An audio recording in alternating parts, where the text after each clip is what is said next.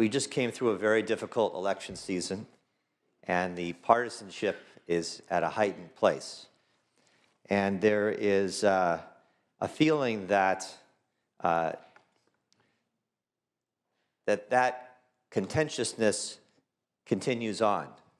And so at a moment like this, we don't have to look at the facts. We can look at maybe the spirit in which you think it was brought before us, or the hyper-partisanship that still envelops us. And there's concern that somehow acts like this, resolutions like this, deal with the issue of the legitimacy of our current president. And for me, and I think for others, that's not a fight that this resolution presents. And it's also not a situation where it's about campaign rhetoric. He said this, she said that, oh, that was the campaign. Okay, well, those times are done. Those times are beyond us. And I know how difficult it is to speak up or act up against a leader of your own party. We have those issues here in California on our side of the aisle when we speak up against something that the governor has proposed.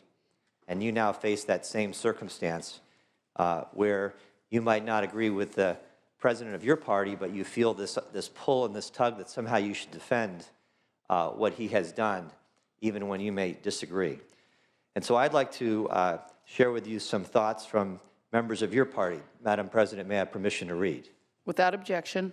This is a statement that was issued yesterday by U.S. Senators John McCain and Lindsey Graham, members of your party. And they said this about the executive order in which we debate today.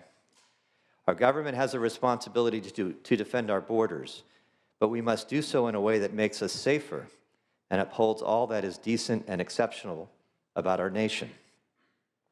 It is clear from the confusion at our airports across the nation that President Trump's executive order was not properly vetted. We are particularly concerned by reports that this order went into effect with little or no consultation with the Departments of State, Defense, Justice, and Homeland Security. Such a hasty process risks harmful results. We should not stop green card holders from returning to the country they call home. We should not stop those who have served as interpreters for our military and diplomats from seeking refuge in the country they risk their lives to help. And we should not turn our back on those refugees who have been shown through extensive vetting to pose no demonstrable threat to our nation and who have suffered unspeakable horrors, most of them women and children. Ultimately, we fear this executive order will become a self-inflicted wound in the fight against terrorism. At this very moment, American troops are fighting side by side with our Iraqi partners to defeat ISIL.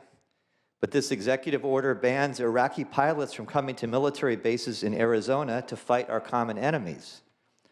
Our most important allies in the fight against ISIL and the vast majority of Muslims who reject this apocalyptic ideology of hatred.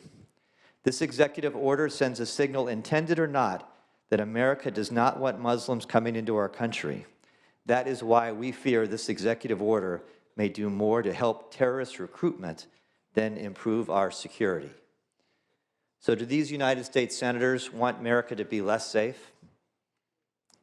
I don't think so. But these United States senators, as hard as it may be, know that their obligation is to our Constitution and our laws. And that's a very difficult thing to do, especially with a new president. But I do agree with my colleagues that at moments like this, the history will not be written about what just he did. It's about what you do.